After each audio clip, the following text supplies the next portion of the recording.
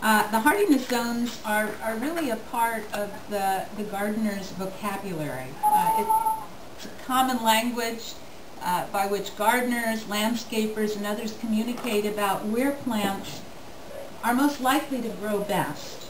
And matching a location's hardiness zone and the hardiness zone listed for a particular variety of plant lets people select plants that have the best chance of thriving in their area. Now's the time of year when gardening catalogs are arriving in mailboxes, and I think that the release of this map is actually going to be really make it more helpful to gardeners as they're making their selections for this coming year. The hardiness zone designations represent the average annual coldest temperature at a given location in a specific period of time. They don't reflect the coldest it has ever been at that location or the coldest that ever will be at that location, but they depict the average lowest winter temperature for a given location over a specified time. The low temperature during the winter is a crucial factor in where a particular plant will thrive.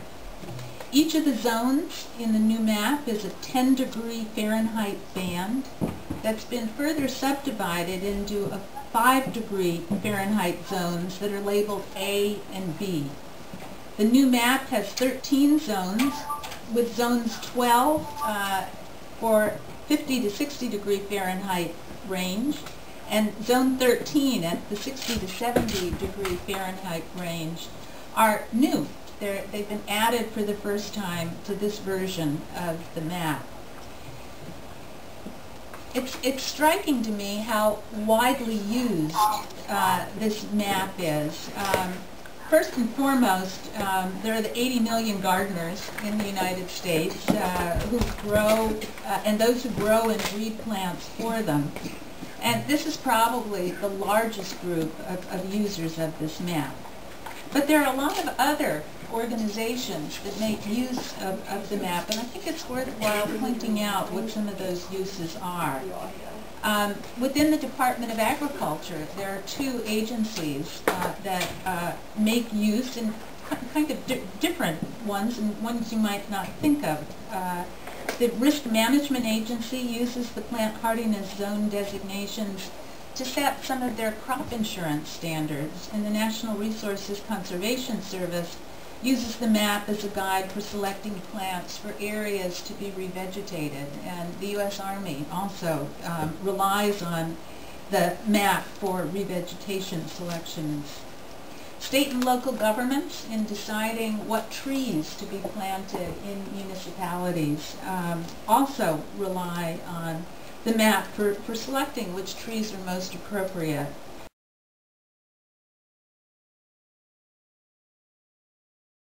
Okay, the very first thing you'll notice that's different is in response to a lot of requests, we've actually put a zip code finder right on the front of the map. And Mike, if you could type in 20910 here in this box.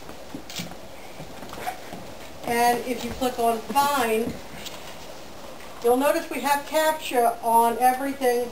That's to keep the robots from sitting on the website and keeping people from being able to access it. Hang on one second while we validate. Excellent. And you'll notice in the upper left-hand corner, after I've typed in a zip code, that my zone comes up. If, as a gardener, that's all I care about, knowing if my zone has changed, and I don't want to look at what the zone boundaries are around me, this is the quickest and easiest way to view it. The central point of the map that the central point to the website is, of course, the interactive map. And that is a point at which you do have to type in a second CAPTCHA. And here again, you can do it by zip code. If you'll type in 20910 and click on Locate, the interactive map will automatically take you box has to fill in.